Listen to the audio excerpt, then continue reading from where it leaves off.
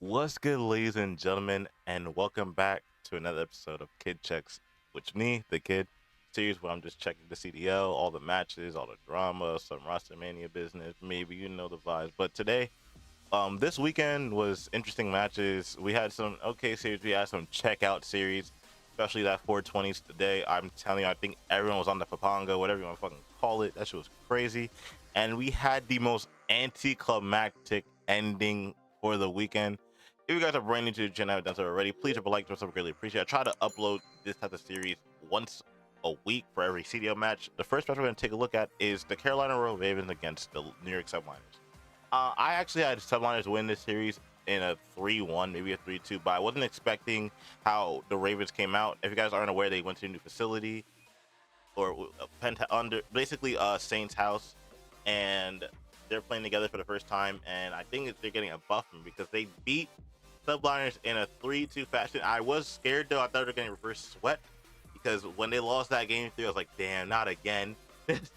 But they got that little bit of that ice in them. And looking at the series, Gwyn had a masterclass rookie of the year type series with 115 kills, breaking the CDL record that was placed by Simp himself. And it's crazy to look at. Literally, he carried his team to victory. And for New York Subliners, like, it's kind of weird because we shouldn't be losing to this type of team, even though they're a decent team. Don't get me wrong. I feel like the Ravens are heavily underrated, but I still don't think the Subliners should be losing to them. But it is what it is. But see the match right here again. Gwyn literally saved them from that red carpet with a carry, with literally breaking the CDL record in his rookie year. Like, he's really making an argument where he could be rookie of the year. Simple as that. I feel like this was an incredible series through and through. I feel like both teams played okay. Well, Subliners played okay, but Ravens played well throughout the entirety of the series. So huge shout out to them. And yeah, shout out to Gwyn, rookie of the year in my book. I don't think anyone's gonna come close. Maybe Lynn's is you can make an argument about, but other than that, I think it's probably just gonna be Gwyn. So I hope you guys enjoyed that little session, but let's get into the next match. Second match of the weekend was Seattle Surge taking on Optic Texas, and you know the boys in green, my team, Optic Texas, taking the task 3-0. And just looking at this, it was kind of a really decent match from Seattle. I felt confident in control, but the Surge and Destroy was I was kind of worried about because Seattle Surge is a really decent S&D team. Ever since they dropped RCs and still pick up 04, the S&D hasn't changed. I feel like they didn't change an S&D, which is really good. But I was still nervous because this is Optic's worst map. They tried to play FAZE on it and they got 4-6. So I was kind of nervous because I felt like this is probably their worst match, just getting reps on it. But even still, I was kind of worried. But you know, they did the task, they did their thing. I think Optic is getting really accustomed to 6-star. I'm not sure about Vista yet. Hopefully they get more Vista reps because I think they're really good on 6-star. Not gonna lie. And if we take a look at the whole, Jesus Christ, the red carpet, that is crazy. Shotzi MVP. You can make an argument saying that Shotzi is an MVP caliber player this year. He might get MVP this year alongside Sim and Scrappy. I feel like besides those two, Shotzi, you can make an argument for him being MVP of the season. He's been playing really great ever since mid stage one, like around the tournament. And like he's really incorporating his playstyle well into the game, and I love it. Like people have been saying this, and I believe it too. This is the best Optic roster since the Dynasty fell. Like there's been no other roster that's been this good. They just gotta turn it up, bro. They're only like losing to FaZe. They're beating everybody else, which I love and respect because I think Optic is one of the best teams, and not the best team besides FaZe. And we're gonna get into them later on, but we gotta talk about them later. But shout out to Optic, they were doing their thing. I believe this is the best roster since the Dynasty. So yeah, that's the second match of the weekend. For the third match, we have the Miami Heretic taking on against Toronto Ultra, and it was Ultra beating them 3-1. I was kind of skeptical, bro, because not gonna lie, when the second map, Heretic had a 5-2 lead, but I guess the 5-2 curse is a thing because they got instantly stomped on by Ultra. And it could have gone south, especially in that round 11, where if Cleanest didn't see Vickle hit pinch through mid, then that would have been game. It would have been 2 up. They would have been 2 up in series. But you know, Kleenex MVP caliber player for a reason. Champion. He has won a tournament every season of the CDL since it's been out. So you know he's clean as hell. But it was honestly a good match out of Heretic that set that control. I think in that control, we all know that this man was like ultra literally frying, especially Kleenex. Shout out to him. Kleenex was literally on his shit. I think he broke the KD record on that control in particular. I don't remember. I think he did, but you know, he was doing his thing. And looking at the scoreboard, we have not looking great from Heretics. I want to talk about Envoy for a second before we continue. Envoy's been having a really hard time in hardpoint. Like, this man's been struggling hard. I don't know why. I feel like it's like his role. Like, I said it earlier in another video, and I'll say it again. Envoy is like the perfect duo for you. If you are a fast-paced SMG, like, you could pair. I said it before, and I'll say it again. You could pair Envoy with any player in the CDL as a sub, and they will well together. Any sub. He's a great second sub. Like, you put him with Hydra, he's gonna do well. If you can put him against shots, he's gonna do well. Pred, Kleenex, like here, like, he's a great sub. I don't know why we're not seeing that with him, especially in hardpoint. Like, look, like 0.75, 0.68, like, bro, his hardpoint's been really lackluster ever since stage 2. But hopefully he can get back in that trend, because, like, bro, if they can't win in hardpoint, they can't get in their hardpoint form, it's gonna be a problem, because they were a really good hardpoint team beginning of the year, like stage 1. So hopefully they can get back to that form. But first match of Saturday, the 420 Papanga series, is the Papanga series itself.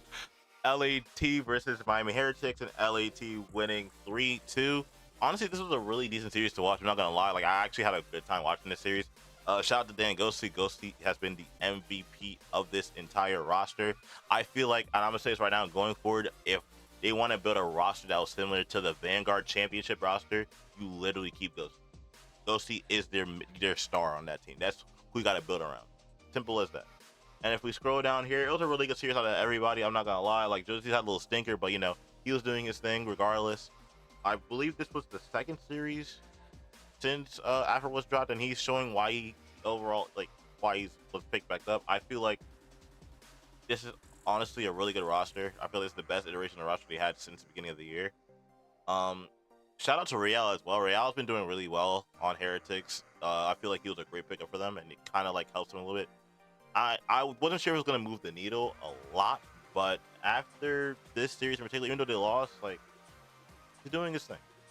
And shout out to Dan Ghosty. Ghosty was making plays after plays after plays. I'm telling you, man, that man was smoking before that game, bro. I promise you.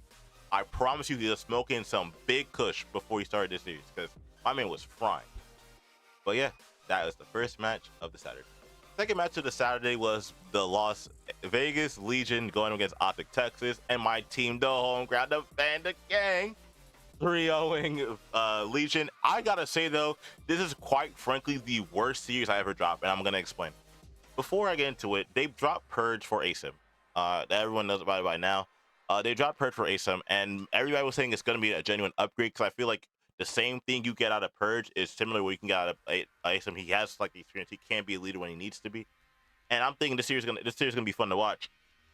I don't know if they were just trying to counteract Shotzi or what have you, but, like, they were playing so weird, it made Optic had to adjust, because even Kenny said it after the game. You couldn't play fundamentally right in that series, because if you did, you would have lost. So you had to adapt, and it was just weird to watch. Like, I'm just sitting there looking like, what the fuck? And this is weird because ASIM has always won his debut series. Like, he's never lost a debut series. He's been on 6 different teams, and every time he's been on those teams, his first series on that new team, he always fries. If we take a look at it, he not frying, I ain't gonna lie to you. Like, that man,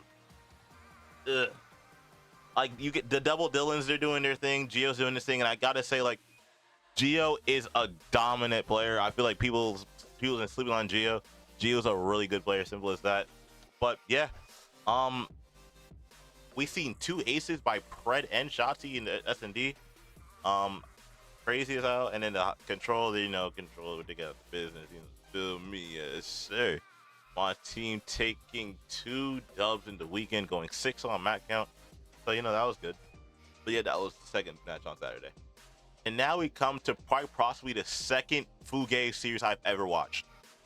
Okay, I was not expecting Seattle Surge to put up a competition against Subliners, a top 4 team, and we're gonna talk about that later. I'm not gonna lie to you. They 3-1 them, And not only did they 3 on them, but they beat him in every respawn. They lost their S&D, but beat him in 3 respawns. If you guys know subliners, they are not a good respawn team. They're a grand S&D.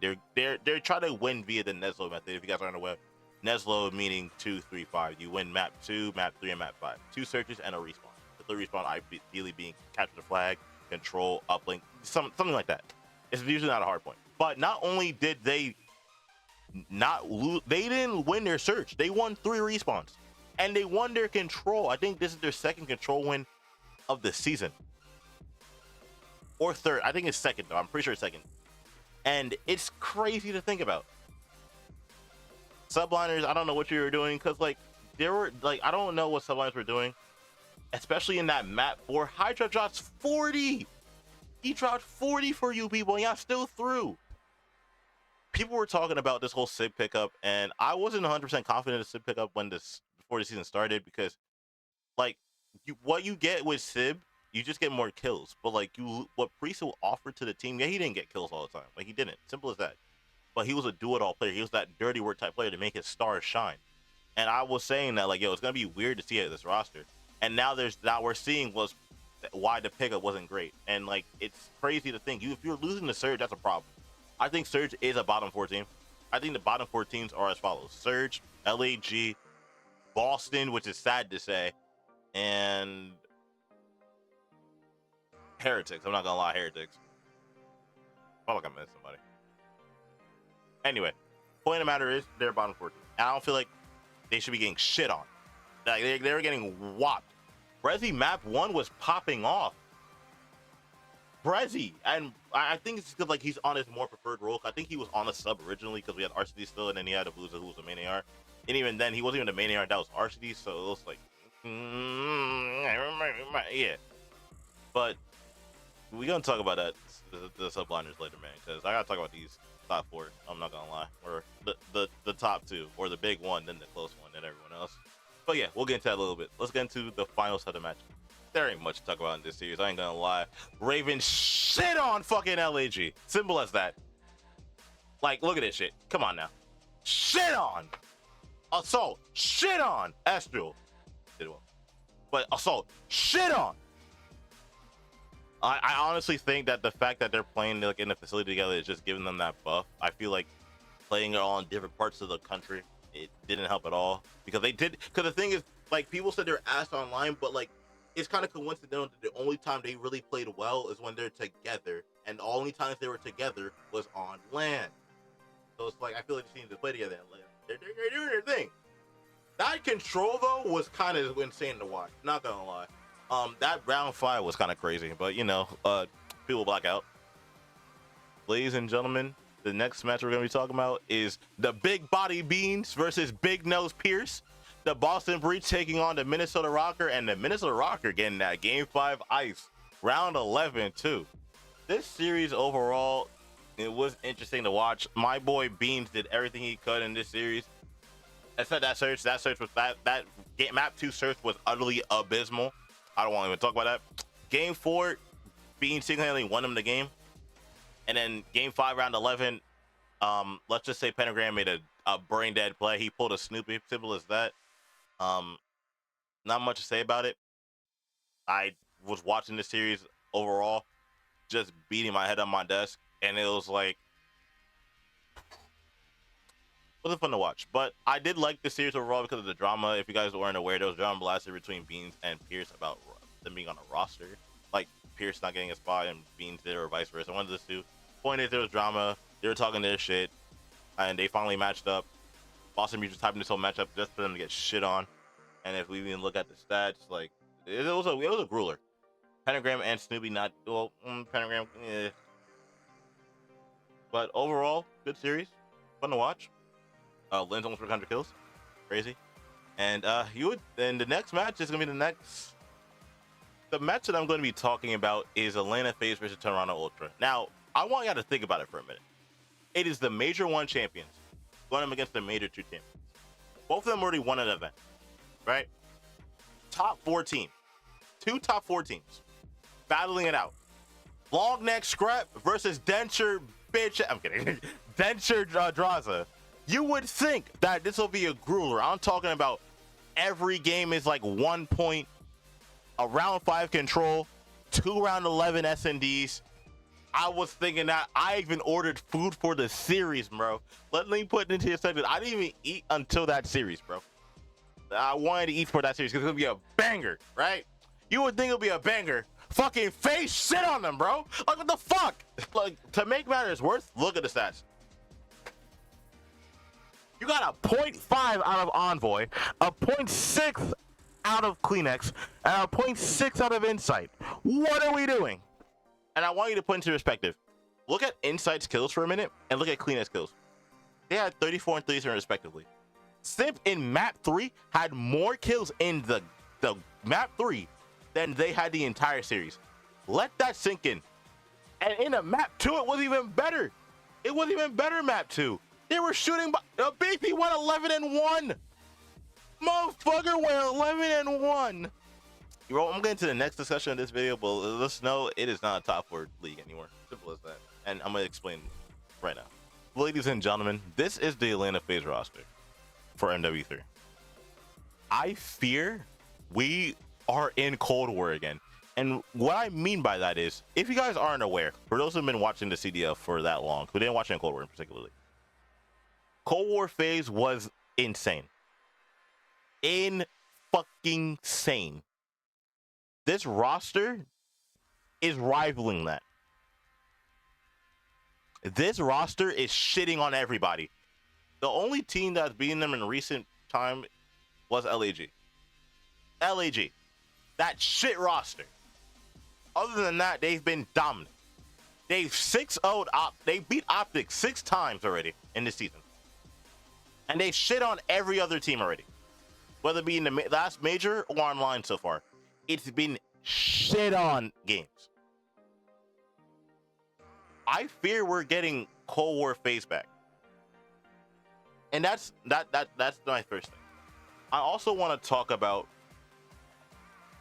New York Subliners and Ultra for a minute. The New York Subliners look abysmal.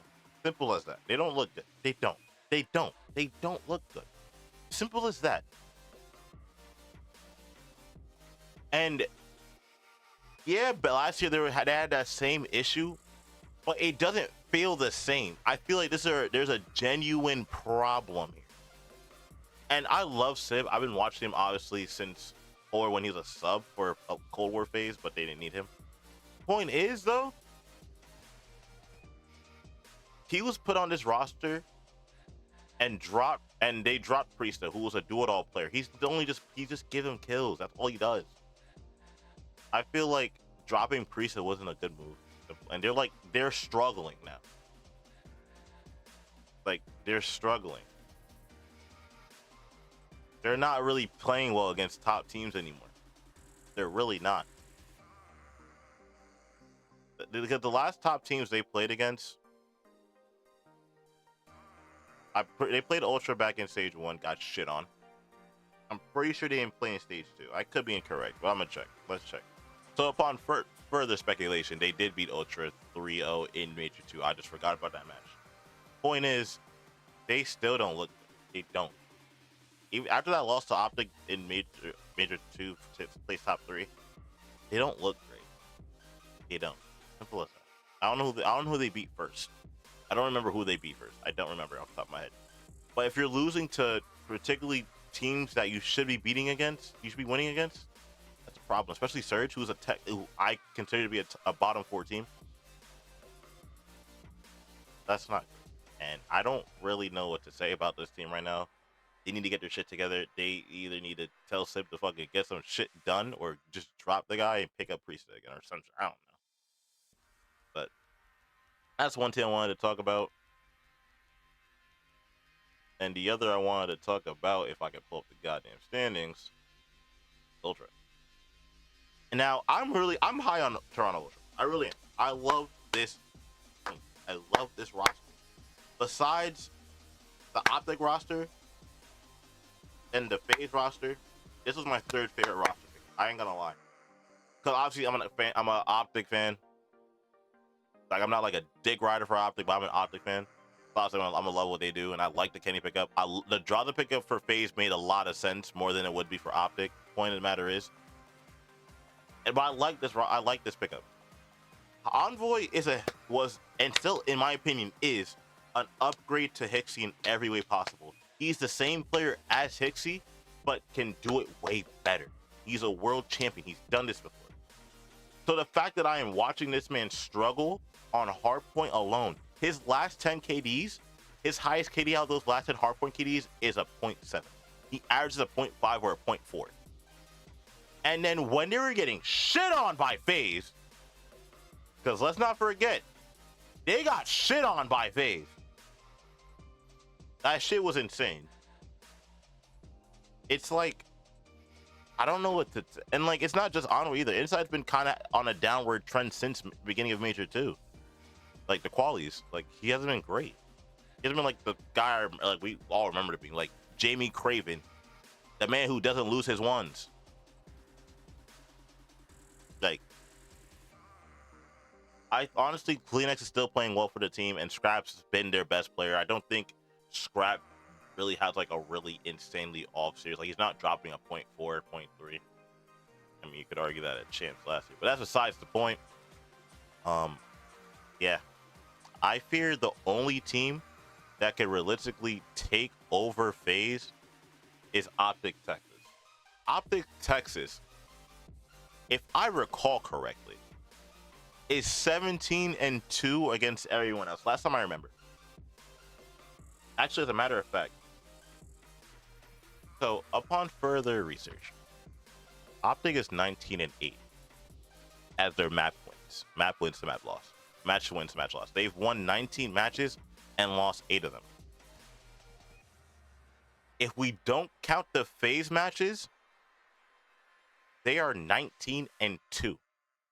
The only 2 teams they've lost to this entire season has been their first match back in Major 1 against Subliners that I went to a Game 5 round 11. Remember that. And Miami Heretics. Now, if you guys been following Optics for the CDL season, Florida, Miami, yeah, I guess haunts them. But that's besides the point. Because when they went to land, they shit on Heretics twice. Both times they went on land, they shit on Heretics twice. So they're 19-2 against every other team. All the other teams. Against FaZe, they're 0-6.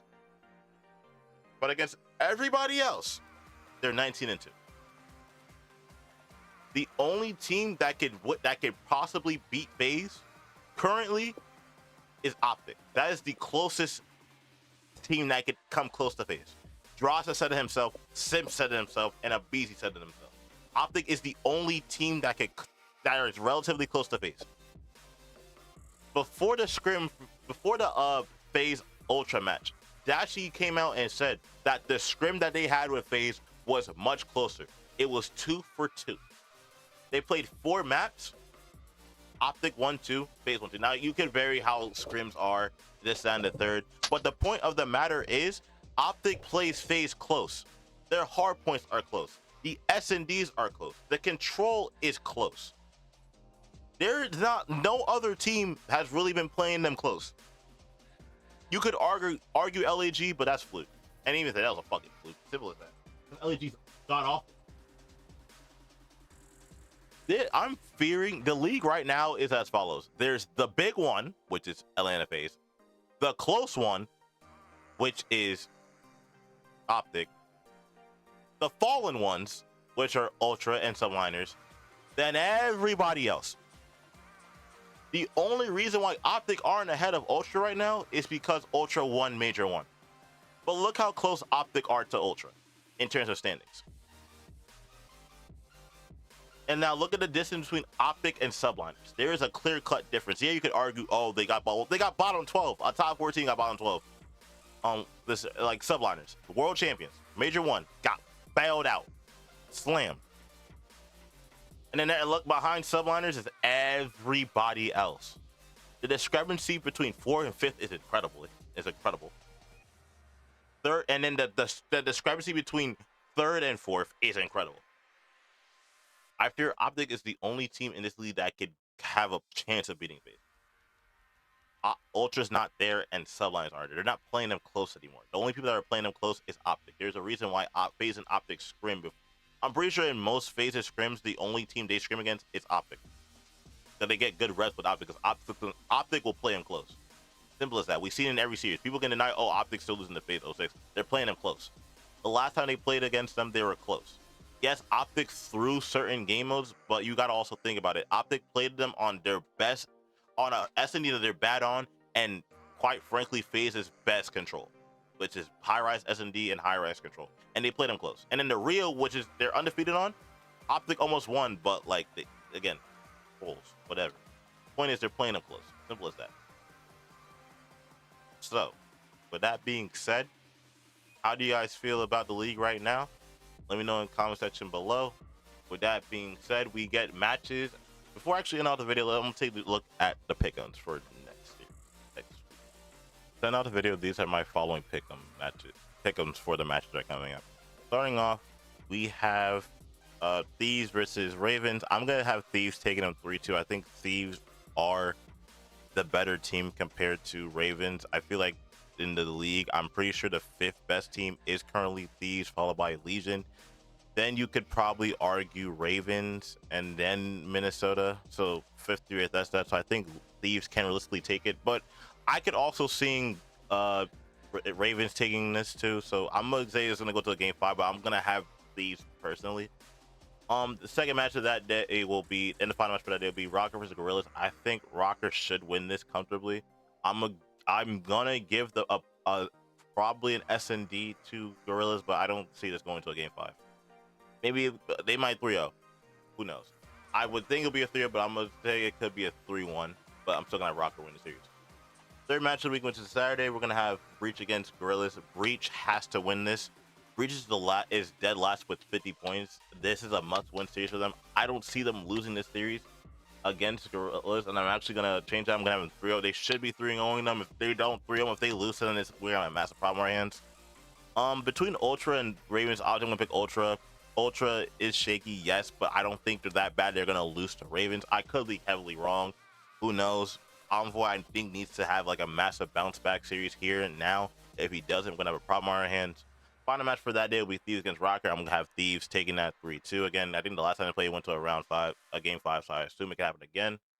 For the first Sunday match, I'm gonna have Legion taking it 3-1. I think Surge can realistically win their S&D. I think they're a better Surge team, but overall, I think Legion will take this 3-1.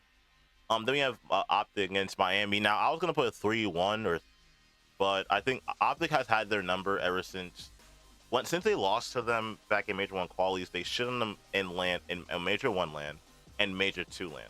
Winners round 1 both times 3-0s. So unless online cheese comes to play, which very well could happen, or if the Florida Miami curse is still a thing, I think Optic will 3-0 them. And final match for the weekend will be FaZe versus Subliners. I think FaZe is like undisputed favorites going to this match. FaZe probably is going to beat Subliners. I think Subliners need to like really prove that they are a top team. Like they are technically, like realistically, there's a top 4, but it's a clear-cut difference between where Subliners are at and where FaZe are at. Simple as that. And if Subliners wants to prove that they are in the league, then they have to win against FaZe. But I'm going to say FaZe will 3-1 them. I think Subliners S&D is kind of better than FaZe, kind of, not 100%, but I'm pretty sure FaZe can 3-0. I'm fairly confident they can, but I'm gonna have 3-1 going to FaZe. And these are my pick'ems for the next week of matches. Hope you guys enjoyed today's video. This is coming a little long one. I'm gonna try my best to cut it down a little bit, but if you guys are brand new to the channel and haven't done so already, please drop a like, drop a sub, be greatly appreciated. And let me know what things I could do for this series. I want to try to implement more things into the series. I want to get people to talk to about these matches. I really want to get people to talk to about these matches, you know, have our discussions, this, that, and the third. So yeah, that being said, have yourselves a fantastic day. I'll see you guys in another video. Peace.